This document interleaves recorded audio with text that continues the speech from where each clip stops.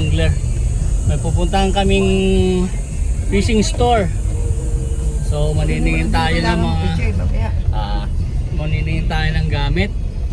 Ayan, kasama natin si Angler Liit. Ayan o. Okay. Tayo nyo kung saang lugar yun. Alright. Go fishing? Ha? You go fishing? Ha? Tingin-tingin, no? Where you going, baby? Ha? Where you going? Where you going? Ha? Fishing Villa! Go fishing Villa? Ha? Who's that? Who's that?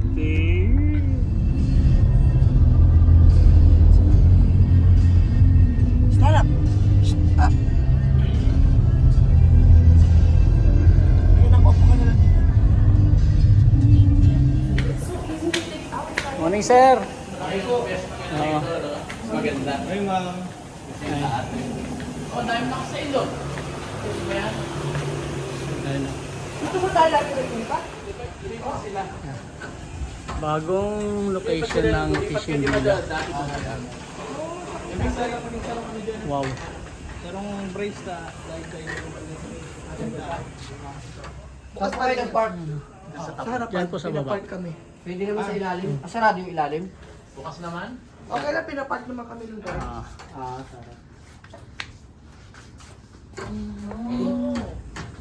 Mas malaki ngayon yung pwesto nila. There you go. Nice, sir. Ilocano angler. Oh, thank you. All right, nice meeting you. Yeah.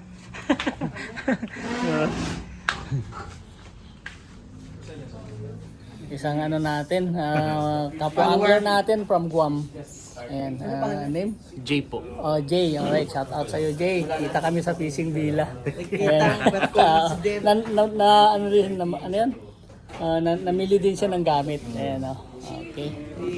Alright, shout out sa iyo, Jay. Okay. Yung selection of rods nila is major craft. There. Okay. Mas malaki yung place nila ngayon kesa yun sa dati.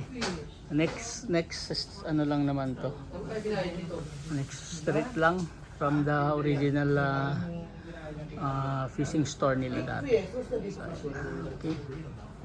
Ito yung mga variety of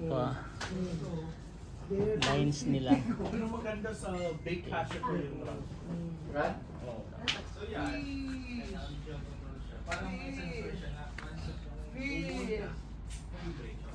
Fish! Oh, wow! Squid! Oh. Yeah. Squid! Oh. Squid!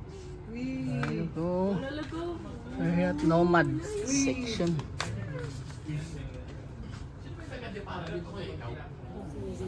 Ito yung mga variety of ano nila.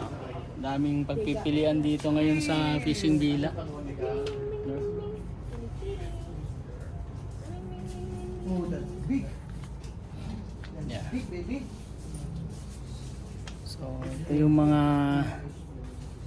Yamaga blanks nila here in this section.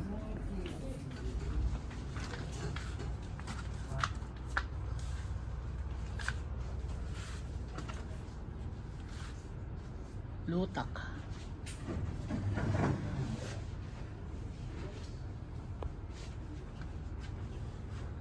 Lutak.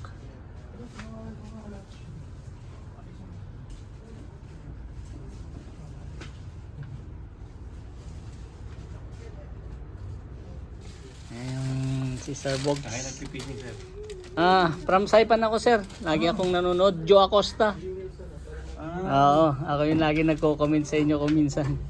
Yan. Pangalawang visit ko na to. First na nag-visit ako, yung store pa nyo doon. Sa kabila pa. Then pangalawa ko na to. Dito na sa bago nyo. Thank you. Oo. Thank you.